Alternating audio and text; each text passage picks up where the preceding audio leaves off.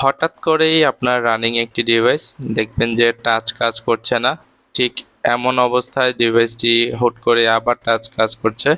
আবার কিছুক্ষণ পর দেখবেন ডিভাইসটি টাচ কাজ করছে না। এমন করতে করতে একটি পর্যায়ে ডিভাইসটি দেখবেন যে আর টাচ কোনোভাবেই কাজ করছে না। আপনার কাছে হয়তোবা মনে হতে পারে ডিভাইসটি হ্যাং করেছে, তাই আপনি ডিভাইসটি একবার রিস্টার্ট করে নেবেন। দেন যখন চেক করবেন যে সেম ইস্যু রয়েছে, ডিভাইসটি আর টাচ কাজ করছে না, হয়তোবা তখন আপনি একটি শপে নিয়ে আসবেন আপনার ফোনটি রিপেয়ার করার জন্য। ঠিক তখন হয়তোবা অনেকেই আপনার এই মোবাইলটি দেখে হয়তোবা বলবে যে এটির ডিসপ্লে ড্যামেজ হয়েছে, ডিসপ্লে পরিবর্তন করতে হবে অথবা টাচ পরিবর্তন করতে হবে। যখন এটিতে ডিসপ্লে পরিবর্তন করে এবং টাচ পরিবর্তন করেও কোনো রেজাল্ট আসে না, তখন হয়তোবা অনেকেই হতাশ হয়ে পড়েন। তো হতাশ হওয়ার কিছু নেই। এই ডিভাইসটির কমন ইস্যুই হচ্ছে টাচ কাজ না করা অথবা হুট করে ডেট হয়ে যাওয়া। তো চলুন এটির মূল ভিডিওটি আপনাদের সাথে শেয়ার করি। এটি হচ্ছে স্যামসাং এর গ্যালাক্সি A03s এর একটি ডিভাইস। তো এই ডিভাইসটির যেই মূল প্রবলেমটি রয়েছে সেটি হচ্ছে ডিভাইসটিতে টাচ কাজ করছে না। আর এই গ্যালাক্সি A03s এর এটি হচ্ছে আপনার কমন একটি ইস্যু, যে এই ডিভাইসটি হুট করেই টাচ কাজ করে না, যেটি কিনা আপনার মাদারবোর্ড রিলেটেড ইস্যু। এবং এই প্রবলেমটি আপনি ডিসপ্লে চেঞ্জ করলে কোনোদিনও সলভ হবে না এবং এটি হয় না। তো এটি দেখা যায় আপনার 100-এর ভিতরে 90% ডিভাইসেরই হচ্ছে আপনার মাদারবোর্ড রিলেটেড ইস্যু থাকে। তো এই ডিভাইসটির ক্ষেত্রেও তাই। তো আমরা এই ডিভাইসটি এখন চেক করব যে এই ডিভাইসটির অ্যাকচুয়ালি প্রবলেম কি আর কেন এই ডিভাইসটি টাচ কাজ করছে না।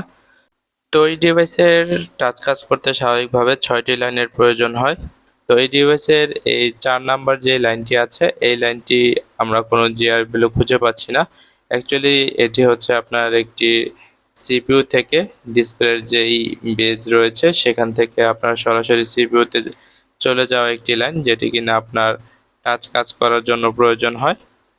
এবং এই লাইনটি হচ্ছে এখানে ওয়েল দেখাচ্ছে, এখানে আপনার কোনো আমরা জিআর ভ্যালু পাচ্ছি না, যার ফলে দেখা যায় এই ডিভাইসটি টাচ কাজ করছে না। কেননা টাচ কাজ করার পেছনে যে সিগন্যালগুলি থাকে এগুলো হচ্ছে মূলত আপনার সিপিইউ কন্ট্রোল করে থাকে এবং পাওয়ার আইসি কন্ট্রোল করে থাকে। আর এই ডিভাইসটির ক্ষেত্রে আপনার যে প্রবলেমটি হয় সেটি হচ্ছে আপনার দেখা যায় এই ডিভাইসটি 6 মাস বা 1 বছর ইউজ করার পর এটির যে টাচের লাইনগুলি থাকে যে কোনো একটি লাইন ব্রেক হয়ে যায়।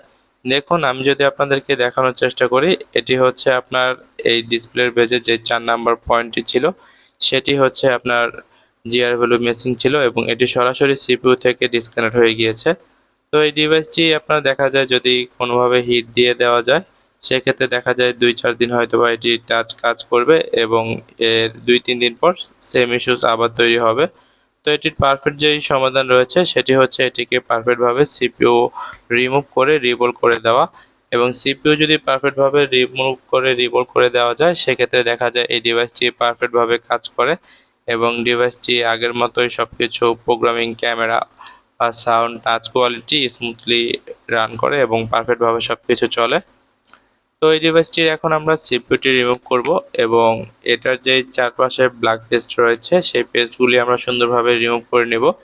কেননা এই পেস্টগুলি যদি এর চারপাশে থাকে সেক্ষেত্রে দেখা যায় সিপিইউ রিমুভ করার সময় অনেক সময় এগুলোর যেই সিপিইউর প্যাড আছে এই প্যাডগুলো ছিঁড়ে যেতে পারে। সেক্ষেত্রে আমাদের বিভিন্ন এক্সট্রা আরও প্রবলেম তৈরি হতে পারে। তো যার জন্য আমাদের ফার্স্ট টাইম এর চারপাশে যেই ব্ল্যাক পেস্ট রয়েছে এগুলো ক্লিন করতে হবে এবং কেটে এগুলো আমাদের সিপিইউ রিমুভ করে নিতে হবে। তো আলহামদুলিল্লাহ দেখুন আমাদের সিপিইউটি পারফেক্টভাবে রিমুভ হয়ে গিয়েছে। এখন আমরা এটির মাদারবোর্ডটি ক্লিন করব। স্যামসাং এর A03s এর এই মাদারবোর্ডের যেই প্যাডের ইউভিগুলো কোম্পানি থেকে দেওয়া হয়েছে, এই ইউভিগুলো খুবই সিম্পল।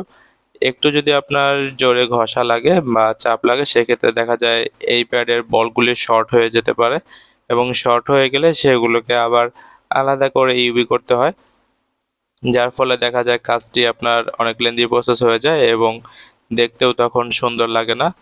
তো যাই হোক আমাদের সিপিইউটি আলহামদুলিল্লাহ পারফেক্টভাবে রিমুভ হয়েছে। এখন আমরা এটি আয়রনের সাহায্যে এর যেই চারপাশের ব্ল্যাক পেস্ট রয়েছে এবং এক্সট্রা যেই বলগুলি রয়েছে এগুলোকে পারফেক্টভাবে ক্লিন করব এবং মাদারবোর্ডটি পুরোপুরি পারফেক্ট ক্লিন করে আমরা এটিতে সিপিইউ ক্লিন করে রিবোল করে রিইনস্টল করব।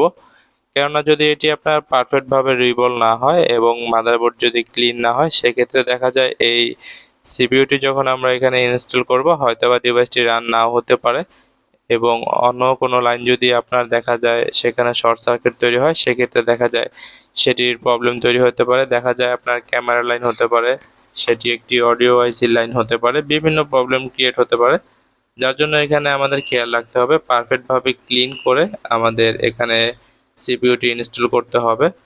তো যাই হোক, আলহামদুলিল্লাহ আমাদের এখানে পারফেক্টভাবে মাদারবোর্ডটি ক্লিন করা কমপ্লিট হয়েছে। এখন আমরা এটির সিপিইউটি পারফেক্টভাবে ক্লিন করব, দেন এটিকে রিবল করে আমরা মাদারবোর্ডে ফিক্স করব। তো এটি হচ্ছে আমাদের সিপিইউ ক্লিন করার পর্ব শেষ হয়ে গেছে। এখন আমরা এটিকে রিবল করে নিয়েছি। এখন এটি আমরা মাদারবোর্ডে ইনস্টল করব এবং দেখব যে আমাদের যে প্রবলেমটি রয়েছে সেই প্রবলেমটি সলভ হয় কিনা, অ্যাকচুয়ালি যেই টাচ কাজ করা না কাজ করার যে প্রবলেমটি। তো এই টাইপ প্রবলেম হলে আপনাদের চাইলে আমাদের শপে ভিজিট করতে পারেন। আমাদের শপটি হচ্ছে ঢাকা মিরপুর 10 শাহালি প্লাজা লেভেল 4 লিফটের এবং শপ হচ্ছে 36 এর অ্যান্ড শপ নেম হচ্ছে নয়ন মোবাইল মেকার। তো আলহামদুলিল্লাহ দেখুন আমাদের এখানে সিপিইউ ক্লিন করে মাদারবোর্ড ক্লিন করে সিপিইউটি ইনস্টল করা কমপ্লিট হয়ে গিয়েছে। এখন আমরা ফার্স্ট টাইম চেক দিব আমাদের যেই 4 নাম্বার লাইনের জিআর মিসিং ছিল সেটি আসে কিনা। দেখুন এখানে 500 জিআর চলে আসছে, 550 আর কি।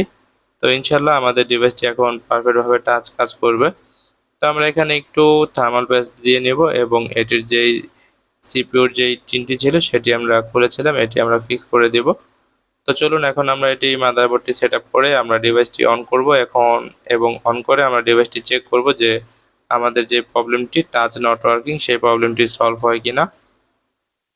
আলহামদুলিল্লাহ আমাদের ডিভাইসটি রান হয়ে গিয়েছে। অনেক সময় দেখা যায় এই ডিভাইসগুলো যদি প্রপার বল না করা হয় সেক্ষেত্রে ডিভাইসগুলি আপনার দেখা যায় বিভিন্ন প্রবলেম তৈরি হতে পারে এবং রান নাও হতে পারে। তো দেখুন আলহামদুলিল্লাহ আমাদের ডিভাইসটি পারফেক্টভাবে টাচ কাজ করছে। তো আজকের মতো এখানেই, সবাই সুস্থ থাকুন, ভালো থাকুন, আল্লাহ হাফেজ।